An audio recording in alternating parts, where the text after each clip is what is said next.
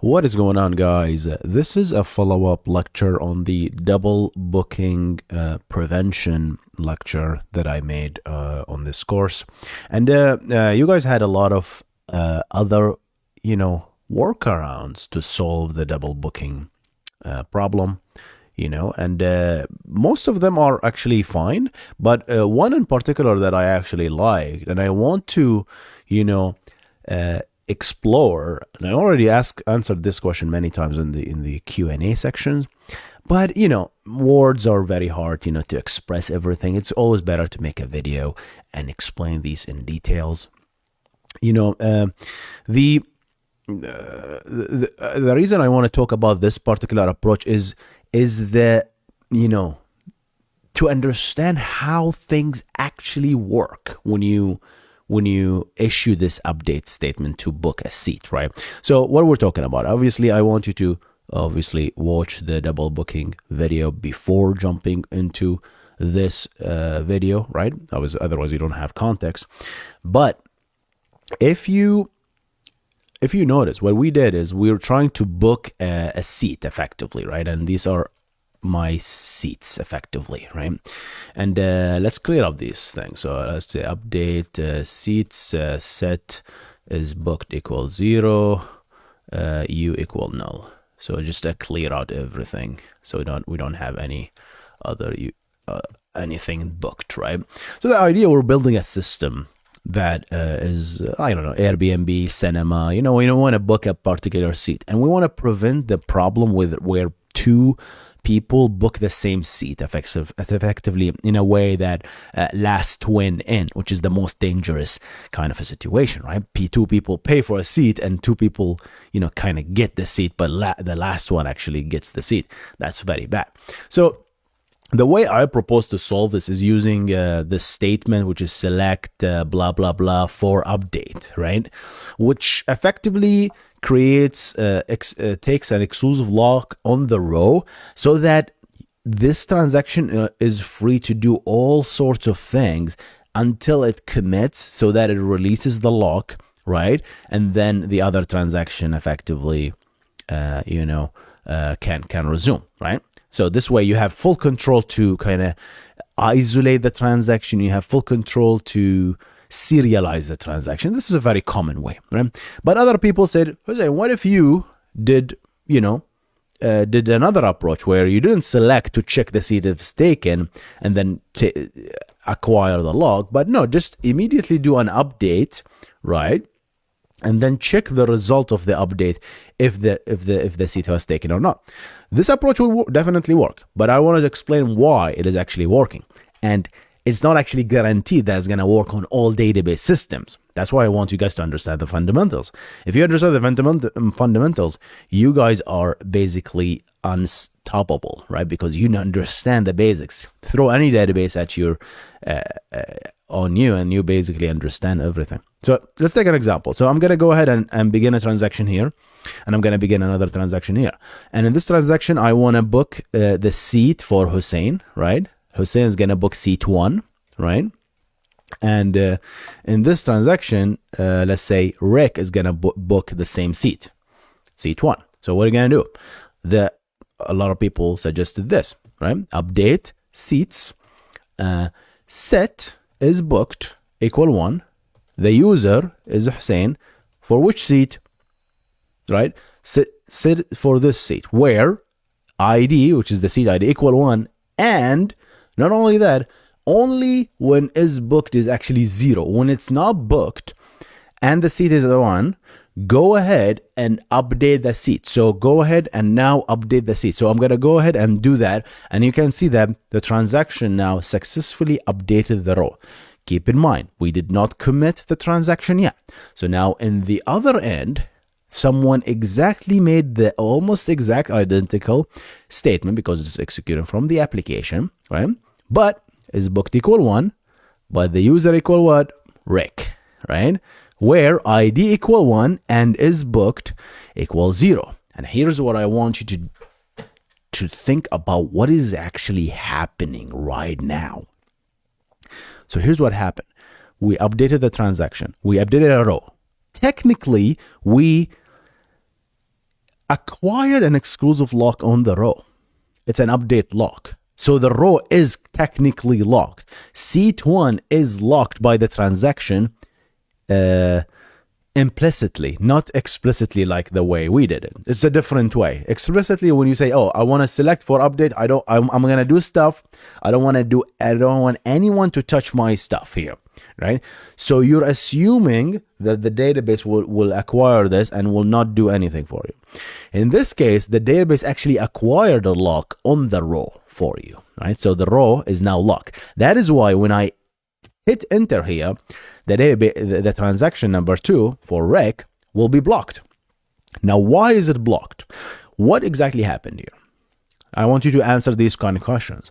And before you kind of pause the video and then answer these questions. Now that you're in lecture, I don't know, 65 or 70, you must understand these fundamentals. You must understand the isolation level, read committed, read uncommitted, row locks, all these stuff. You must understand it before. If you're here, you probably do because you watched the previous thing. So now, what happened? We did a where clause because we want to update something. We did an index search. ID equal 1 and isBooked equal 0. So what did the database do? Well, it depends. ID, I believe we have a primary key index. Well, Postgres don't have primary keys, but you get my point. It's a secondary key that points to the heap directly, but it's an index. So Postgres did a B-tree traversal on the ID index to find ID number 1. It found the tuple ID. And now it detected that this tuple is locked because of this the lock management of Postgres. Say, hey, wait a second, this thing is locked. I'm not supposed to touch it. So I'm gonna pause until, because I'm about to update it, right? I can't update it because someone is actually locking it, right? So you can read it, which we did, right? But we cannot update it. So now the question is, if we read this, right, we didn't go to the heap, we're still in the index. If we did go to the heap, right, what do you think the value will be of the booked, right? The value of the booked here is actually 0. It's not booked yet. You might say, Hussein, we just executed the transaction. No, yes, we executed the transaction, but this transaction is isolated. It started at the same time, right? So this guy still sees the row as unbooked. So that's why it managed to actually fetch that row. So now we fetched that row. We found that this row is actually, unbooked. So I can actually fetch it. But when I tried to update it, I failed because there is a row lock on it. Now, what happened if I commit my transaction here? When I commit my transaction, 2 things will happen, right? It's like, it really depends on you are at the mercy of the database implementation. I'm sorry. You're at the mercy of the database implementation at this end, right? Because the moment I do commit, the row will be locked. They will be released, right? I'm going to change these values and make them committed. So the row now will belong to Hussein, and the booked value is going to set to 1, right? So what will happen on this transaction, right? Well, the transaction, because remember, the transaction already seen the row unbooked. Is that even a word? Unbooked? Not booked, right? So what will happen here? Right? Let's see what happens.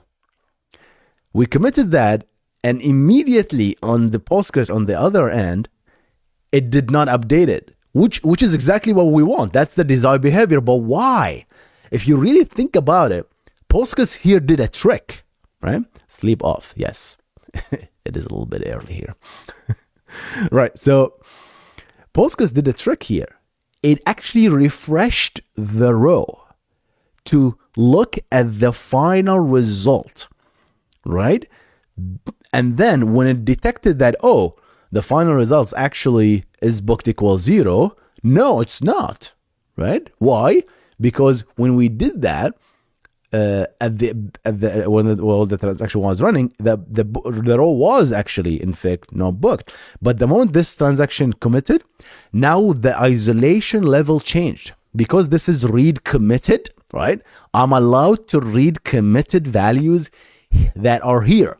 So now, only if your isolation level is read committed and the database actually refreshes the values of the row upon committed, so now you can actually read the values here and make the decision as a result, right? So, and what I'd like to add is something I forgot to add here is after I remembered after editing the video is Postgres actually stores the knowledge about lock information in the row itself. It's just another field in the row, and these columns live where? Obviously in the heap, right? So when we go to the heap to fetch the is booked value, that's when we looked at the lock information, and we obviously jump to another sort of data structure to fetch the value that is actually locked or not, right? That's when the database, the transaction decided to block itself, right? So that jump is very critical. And when the row has been released, what happened here is Postgres refreshed the heap value. It actually said, okay, yeah, I'm blocked, but I cannot just resume. I have to kind of re-execute the query in a sense, right? To see the actual values. Yeah, at a given point, it was not booked, but now, how about now? Is it actually booked, right? And yeah, it depends on the implementation. And that's what I wanted to clarify, right? This is how Postgres does it. MySQL does it completely differently, right? SQL Server does it completely differently. They look in memory. And can you guarantee the same result? Absolutely not. You might get lucky, right? If you execute this query and you see that SQL Server or MySQL does it this way. But I wouldn't, unless you're absolutely sure that this is how the database implemented this stuff.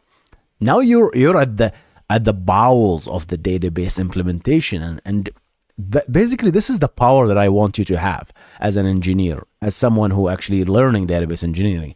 Just understand that this is all code, it's all written by human.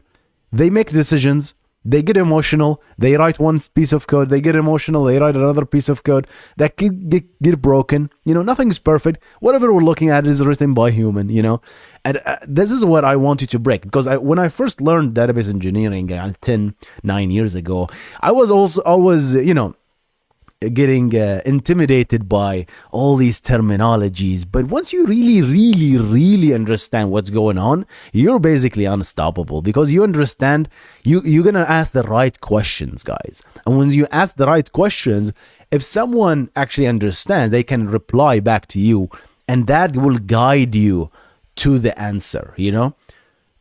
Don't take things as surface value. Always understand, always ask questions, and the nature of the questions you ask. And I start to see some people in this course actually ask these kind of questions, dig deep. They kind of dig deep and try to, okay, why is it doing this way? Why is it not done this way? This is the great questions. Nothing is perfect. Nothing, absolutely nothing is perfect that you see now. Anything that is there is being done by a human, and human are imperfect by nature, right? So I know this got philosophical a little bit, but I really want you to understand this, just ask the right questions, you're going to get the value. And as a result, you're going to find the answer, right? All right, back to the video. In that case, it detected that, the row is actually, yeah, it's ID number 1. That's true, but it's booked. Right? So that statement is false, which will break the condition. I cannot guarantee what will happen in Postgres if, for example, both of these are actually indexed. You created a combined index where those two guys are actually in the index, and you search in the index and you found the values indexed, right? And you found you did a search before that, right? And you found that the row is actually not booked. The Postgres might decide to say, hey, it's not booked. Let's go ahead and commit. You will never go to the heap to see the actual updated value, or maybe it will, right? So that's why I'm saying that this will definitely work, but you really need to understand why it actually worked.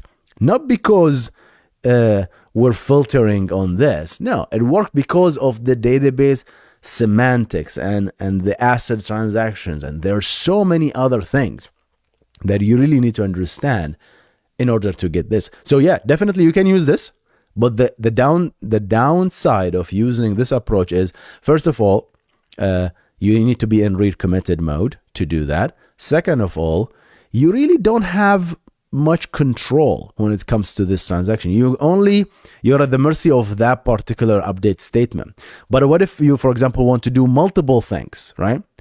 I want to book that. I want to take a lock on that row, right? And then do multiple things in this case before I commit. So with explicit locking, you have a little bit more lenient way, right? Database doesn't do like implicit things for you to behind the scenes that you don't understand, right?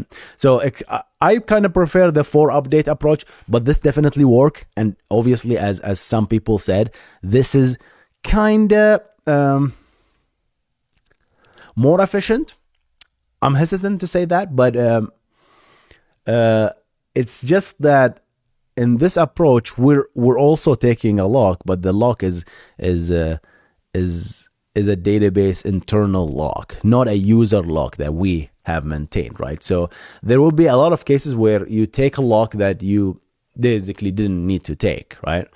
But again, at the end of the day, Postgres and other database system is a pessimistic concurrency control, which means they always take a look, right? They always take the umbrella with them, as I always say, right? They always take a look, and at the end of the day, managing locks are expensive, but when you manage the locks, right, you take that, you be protected from these kind of situations. Other approach where you become optimistic concurrency control, where, hey, I'm not going to take a lock, right? But at the end of the transaction, I'll detect the change and fail the transaction. I prefer pessimistic personally because, I don't want to retry my transactions. I know NoSQL databases always prefer that approach. Nothing wrong with that. I just a personal preference at the end of the day. I don't like my transaction. If my transaction will fail, I want it to fail for the right reasons. I don't want it to fail because of a concurrency problem, right? Because that's just another condition in your application that you have to take care of. All right, guys. I think that's it for me today. Hope you enjoyed this video and enjoy the course. Goodbye.